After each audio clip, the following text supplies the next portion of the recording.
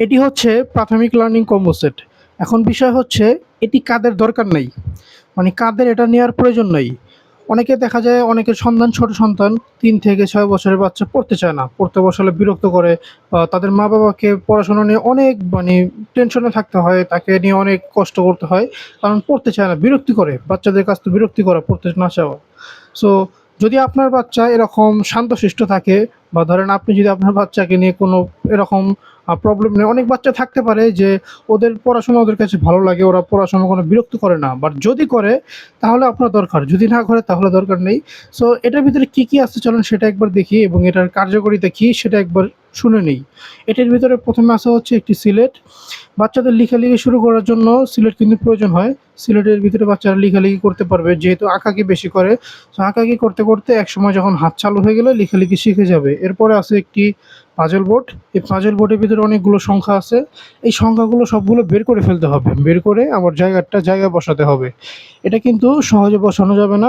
প্রতিটা সংখ্যাকে নির্দিষ্ট স্থানে বসাতে হবে। চিন্তা করে, করে বসাতে হবে। এতে করে বাচ্চাদের সংখ্যা শেখা হবে এবং তাদের কোন সংখ্যা কোথায় বসে আপনি একবার দেখিয়ে দিবেন যে কীভাবে মিলাতে হয় এবং বলে দিবেন যে ২ কোথায় আছে বের করো অথবা ৩ কোথায় বসবে সেটা বের করো। এভাবে করে দেখবেন সে মিলাতে পারবে, বসাতে পারবে। এতে করে এটা তার কাছে ইন্টারেস্টিং লাগবে। সংখ্যাও শেখা হবে, তার কাছে এটা আরও আনন্দদায়ক লাগবে।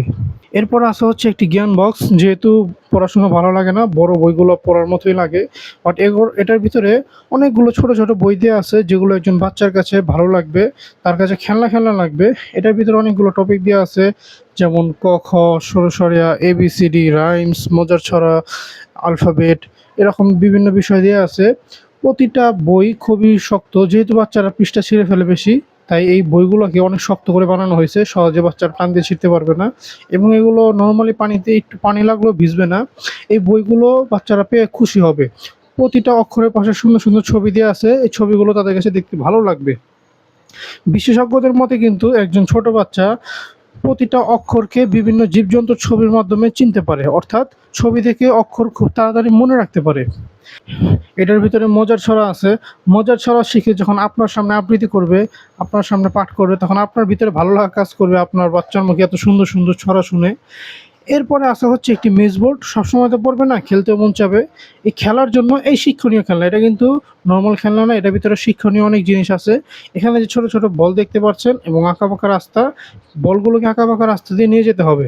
এটা অনেক ধৈর্য সহকারে তারপর নিয়ে যেতে হবে।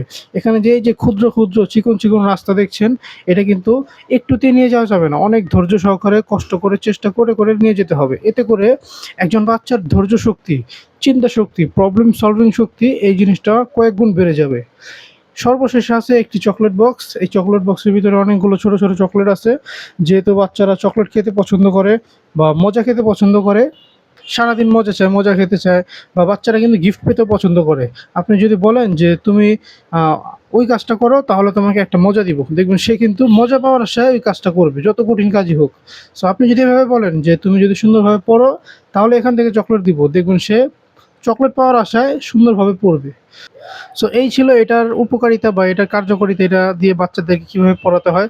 যদি আপনার বাচ্চার এইরকম সমস্যা থাকে বা যদি আপনার বাচ্চা একদম রিল্যাক্স থাকে, পড়তে চায় বা তার পড়াশোনার প্রতি কোনো সমস্যা নেই, তাহলে তো এটা আপনার প্রয়োজন নেই। বাট যদি এমন হয় যে আপনার বাচ্চা পড়তে চায় না অথবা আপনি আপনার বাচ্চাকে এরকম ক্রিয়েটিভ জিনিস দিয়ে পড়াতে ভালোবাসেন, তাহলে এগুলো আপনার বাচ্চার জন্য নিতে পারেন। এটি নেওয়ার জন্য নিচে দেওয়া সেন্ড মেসেজ বাটনে ক্লিক করে অর্ডার করতে পারেন।